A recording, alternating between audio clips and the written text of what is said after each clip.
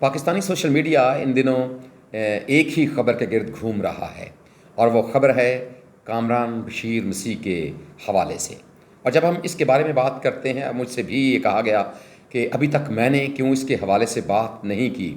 تو اس کی ایک خاص وجہ ہے، وہ یہ کہ چونکہ ہمارا یہ سبجیکٹ نہیں ہے۔ اپنے چینل پر ہم عام طور پر ببلیکل سرمنز کو لے کر یا اسٹڈیز کو لے کر یا کچھ سوالات کو لے کر ہم بات چیت کرتے ہیں، لیکن چونکہ اس خبر کا تعلق بھی ایک مسیحی نوجوان کے ساتھ ہے، سو پھر میں نے بھی مناسب جانا کہ اس پر بات کی جائے۔ اب اس بات کو لے کر جہاں پر اور بہت سی باتیں کی جا رہی ہیں، جہاں پر بہت سی پازیٹیو باتیں ہیں، وہیں پر کچھ نیگیٹو باتیں بھی ہیں۔ اب بطور مسیحی یقیناً اگر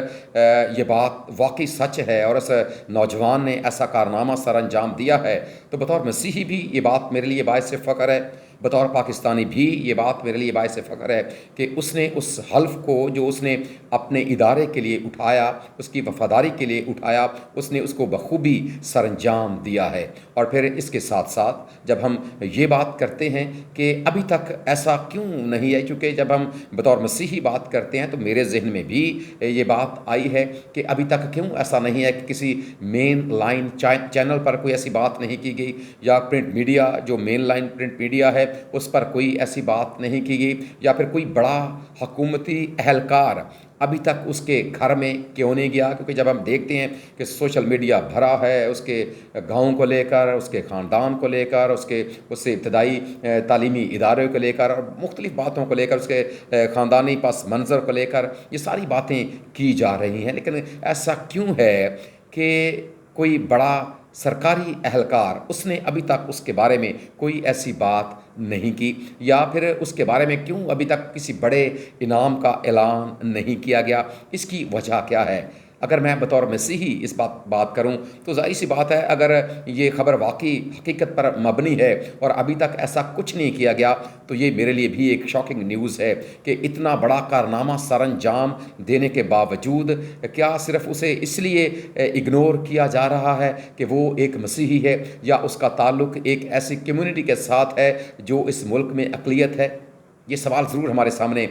آتا ہے، ہمارے ذہنوں میں یہ شکوک و شبہات اس طرح کے جنم لیتے ہیں۔ اور دوسری طرف جب ہم اس بات کی طرف دیکھتے ہیں کہ اگر اس کا تعلق کسی بھی مذہب کے ساتھ ہوتا اور اس کے ساتھ ایسا نہیں کیا گیا، تو بطور پاکستانی یہی باتیں ہمارے ذہن میں آتی ہیں کہ آخر اس کے ساتھ ایسا سلوک کیوں کیا گیا ہے۔ اس بات کو یاد رکھیں، یہ ساری باتیں اپنی جگہ پر، یہ سارے شکوک و شبہات اپنی جگہ پر، یہ سارے معاملات اپنی جگہ پر، لوگ ان باتوں کو بہت زیادہ اچھال رہے ہیں، لیکن ایک بات یاد رکھیں، جہاں پر یہ بہت سے سوالات ہمارے سامنے ہیں، وہیں پر ذرا اپنے آپ سے یہ سوال کریں کہ جس ادارے کے ساتھ اس نوجوان یعنی کامران بشیر مسیح کا تعلق ہے، وہ ادارہ پاکستان ایئر فورس ہے، اور پاکستان ایئر فورس ایک انتہائی منظم ادارہ ہے۔ اس کے اپنے قانون ہیں، اس کے اپنے قاعدے ہیں، اور اسی کے تحت وہ کام کرتا ہے۔ اب وہ ادارہ ہمارا پابند نہیں ہے، چاہے ہم پاکستان ایئر فورس کی بات کر لیں، چاہے ہم پاکستان آرمی کی بات کر لیں، یا ہم پاکستان نیوی کی بات کر لیں، وہ نہ تو کسی مذہب کی بنیاد پر ہے، نہ کسی اور بنیاد پر ہے۔ ان کا ایک اپنا قاعدہ ہے، ان کا ایک اپنا قانون ہے، اور وہ اسی کے مطابق ہی چلتے ہیں، اور اصل میں یہی ان کی کامیابی ہے، اور ایسا ہونا بھی چاہیے۔ اور جب ہم اس بات کو لیتے ہیں کہ اس واقعے کو لے کر کہ جو کامران بشیر مسیح نے انجام دیا ہے، کیوں ابھی تک کسی ادارے کی طرف سے اس کے بارے میں کوئی بات نہیں کی گئی؟ دیکھیں، اگر کوئی بڑا سرکاری اہلکار یا کوئی سیاستدان یا کوئی بڑا ایسا نامور شخص اگر ابھی تک اس کے گھر میں نہیں گیا، تو اس کی وجہ یہی ہے کہ اس کے ادارے کی طرف سے ابھی تک کوئی ایسی بات نہیں کی گئی۔ یہی وجہ ہے کہ کسی مین لائن چینل پر بھی اس کی کوئی، کسی نیوز چینل پر اس کی کوئی بات نہیں کی گئی۔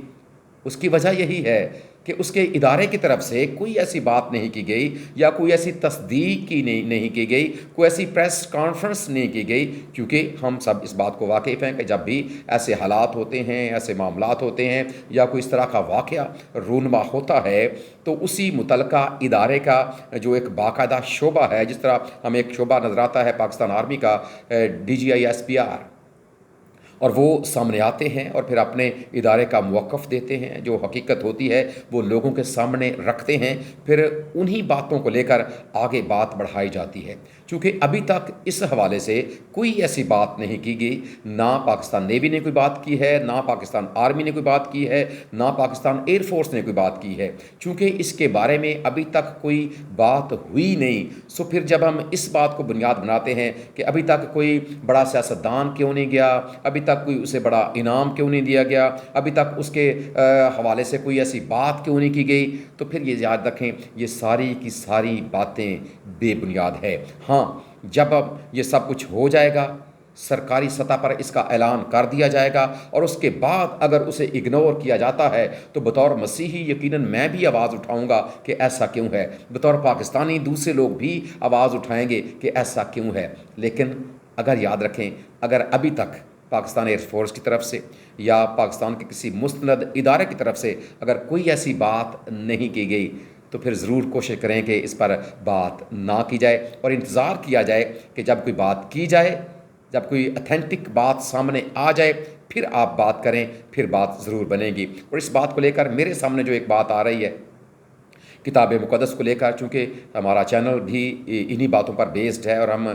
کتاب مقدس ہی کی باتوں کو بنیاد بنا کر بات چیت کرتے ہیں، سیکھنے کی کوشش کرتے ہیں۔ سو ایک بات ضرور میرے ذہن میں آ رہی ہے، اگر ہم پرانے عہد نامے میں سے قضات کی کتاب کو پڑھتے ہیں، قضات کی کتاب کے آخری باب کی آخری آیت کو پڑھتے ہیں تو وہاں پر لکھا ہے کہ ان دنوں اسرائیل میں کوئی بادشاہ نہیں تھا،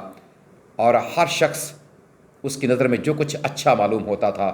وہی کرتا تھا۔ ہمارے سوشل میڈیا کا بھی یہی حال ہے، بغیر تصدیق کے، بغیر کسی بات کے، چونکہ وہاں پر لکھا کہ بادشاہ نہیں تھا۔ بادشاہ نہ ہونے سے مراد یہ ہے کہ کوئی پوچھنے